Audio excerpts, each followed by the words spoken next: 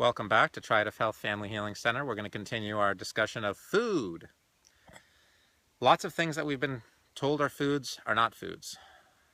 For example, nuts and seeds and the legume things like beans and rice and grains.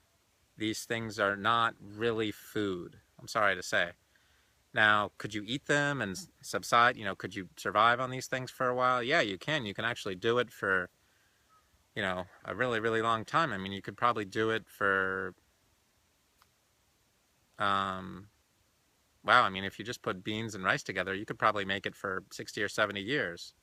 That's pretty good. Beans, rice, probably need a few vegetables here and there. And there's some people, as you know, some very unusual people. They're not like you or I, but people in India who are these Sikhs and things like that. They're special spiritual people, and they're able to live with almost nothing to eat. But that's not like you and I. These are special, these are unusual people. You don't want to try to act like somebody you're not. Just be you. I'm not going to act like a Sikh. I'm me. I mean, I don't have all that training. It would take me years and years of meditation to reach that. I could start now and maybe get there in 20 years, but I'd better get busy.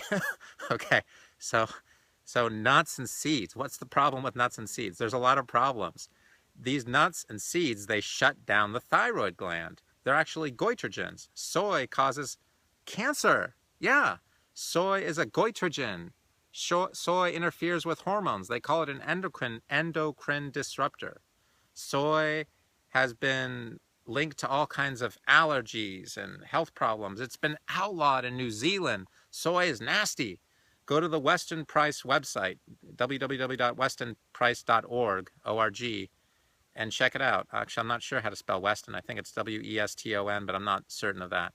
So go to their website and read all about soy. Soy alert. Danger, danger. Avoid soy. There's a lot of great information on that website. There's another one from New Zealand. Like I said, it's been outlawed in New Zealand. So don't have soy. Don't get yourself into trouble. It causes major hormonal imbalances. It's a really powerful allergen. I appreciate that lots of foods have soy in it, and I like the way soy sauce tastes personally.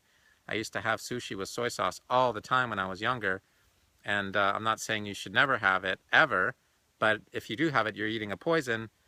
If you smoke pot, what do you do when you smoke pot? You're getting intoxicated. I'm changing the subject, but intoxicated. You're taking in toxins. You're toxing yourself out. I hope this is going to be an exciting video for you. I mean, I want you to be having a good time with this. So I've had patients, they've gone and they've had soy, and it's caused their atlas to go out. The atlas is the first bone in the neck. They're kind of, walking around like that and not sure why they're not sure why they don't feel well. The nuts and the seeds, they have phytates in it. Phytates are chemicals that are poisonous. That's actually not really the big issue. It sounds like it, but it's not. The trouble with the phytates also is that they pull out minerals that are really important for good health, like zinc and manganese. They just interfere with their digestion and absorption. In fact, oatmeal, wild steel oats, wild cut steel oats, the best oatmeal there is. And it is actually, but that oatmeal, it may be high in zinc. This is a really interesting paradox. It's high in zinc. The ingredients, there's a high level of zinc in the oatmeal, but it depletes your body of zinc. It pulls zinc right out of your digestive tract.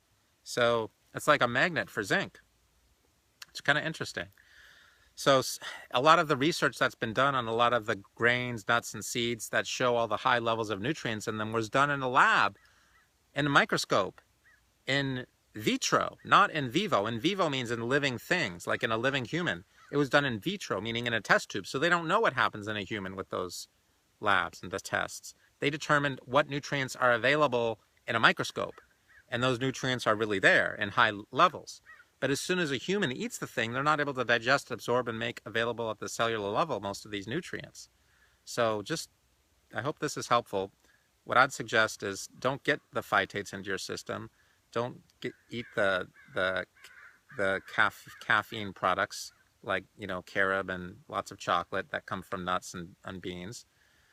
I wouldn't have tons of, I wouldn't have a whole lot of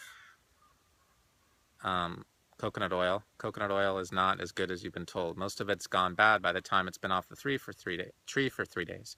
So it's rancid. And then you eat it and you think it smells good, it tastes good.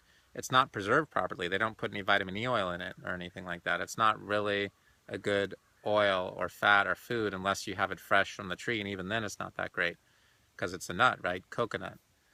So, sorry to give you the bad news. I mean, I'm familiar with all the research. You don't need to, try to contact me and share with me all the amazing research about how coconut oil gets rid of parasites and funguses and all that. I understand. I get it. I even have supplements in my office with coconut extract that I give to patients to help them with fungal infections. I've done this for years. I'm there. Okay. So thanks for coming. Talk to you soon.